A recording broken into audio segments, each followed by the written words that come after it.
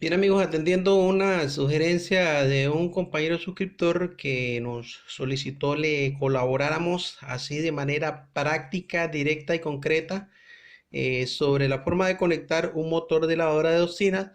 Él lo quiere designar para un propósito que no me especificó, pero sí dice que es para usarlo fuera de la lavadora, no sé, en un proyectito que él tiene previsto por ahí. Entonces, pregunta directa que él me hizo: ¿cómo hago para conectarlo, para saber dónde va el capacitor y para dejarlo trabajando en un solo sentido de giro? Entonces vamos a tratar de ayudarle al compañero con la consulta que nos hace.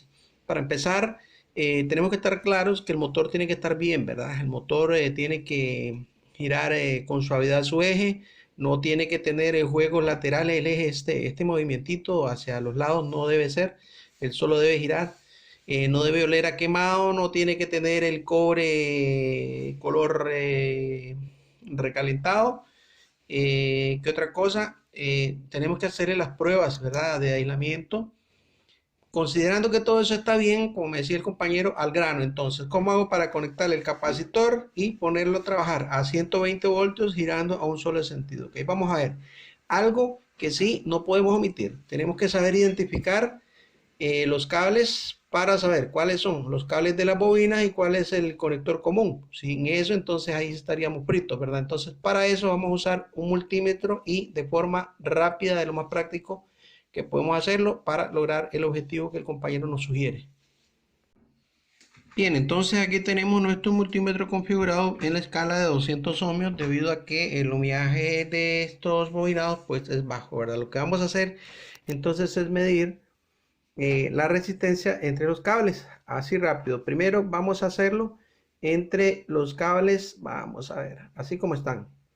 Entre los cables, vamos a ver, blanco y rojo. La primera medición que vamos a hacer, cable blanco contra cable rojo, vamos a medirle su resistencia a ver qué.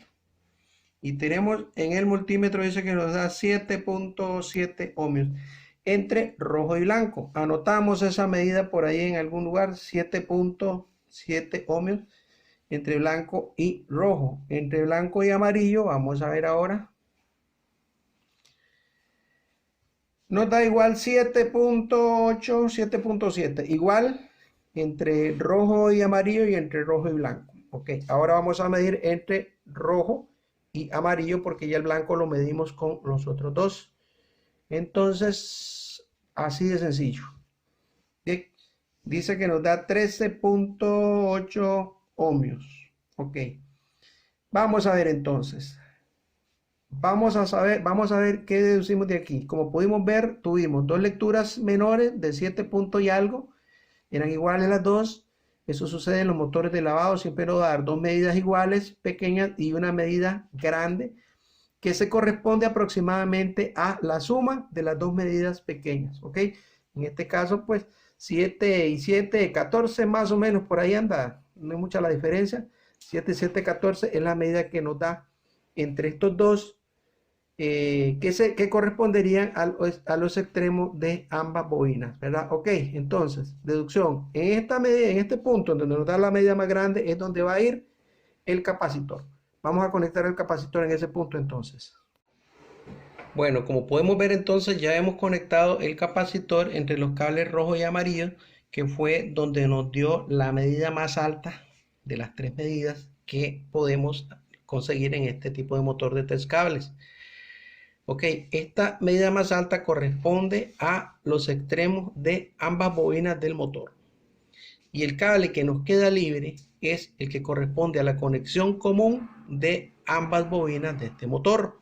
Ok, entonces para poner a trabajar este motor vamos a hacer lo siguiente. Vamos a conectar una de las líneas de 120 voltios monofásico. Una de las líneas va conectada aquí al conector común y la otra de las líneas va a ir conectada ya sea al cable amarillo junto con el capacitor o al cable rojo junto con el capacitor.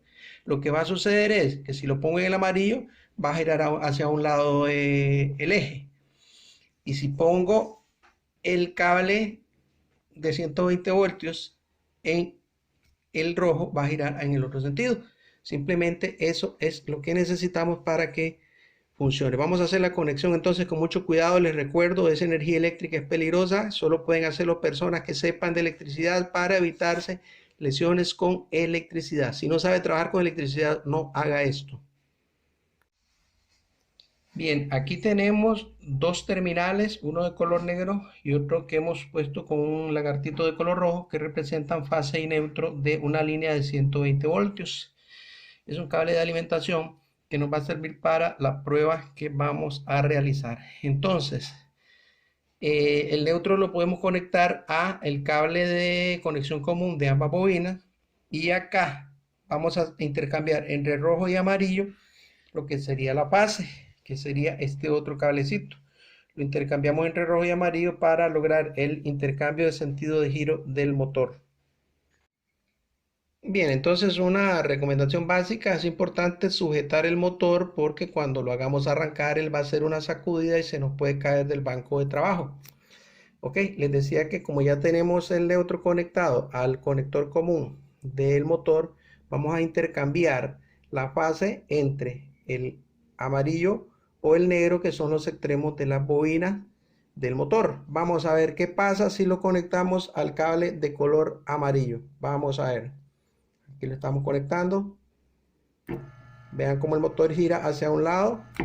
Vamos a ver hacia qué lado giró. Dice ahí que en sentido horario. Vamos a ver ahora si lo ponemos en el de color rojo. Vamos a ver qué pasa. Ahí lo tenemos. Y está girando ahora en sentido antihorario. Ok, mis amigos, esta es la forma de hacer trabajar esto. Así de sencillo. Si usted quiere, para el proyecto que va a realizar, usted le hace esta conexión. Obviamente aísla todo. Los conectores tienen que quedar aislados. Y usted lo puede dejar trabajando en un sentido de giro ahí permanentemente para lo que quiera hacer. Y de esa manera le va a servir. Importante: puede dejarlo girando hacia un sentido, hacia el otro, como usted lo desee, como le pueda servir. Importantísimo: el capacitor que vaya a usar tiene que corresponderse con el motor, con las especificaciones del motor. No vayas a usar cualquier capacitor para cualquier motor. Tiene que estar seguro de que el capacitor que está usando le corresponde al motor.